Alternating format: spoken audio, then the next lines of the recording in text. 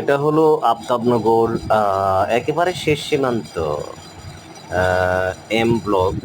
এখানে আসলে কাঠা কাঠা করে রাখা হয়েছে জমিনগুলো বিক্রি করার জন্য। আমরা আসলে সফরে এসেছি একেবারে ভিতরে, আমাদের বাসা এখানে রয়েছে, তো সেই জন্য যে বিকেলবেলা রৌদ্র দুপুরে শেষে পড়ন্ত বিকেলে আমরা এসেছি এখানে।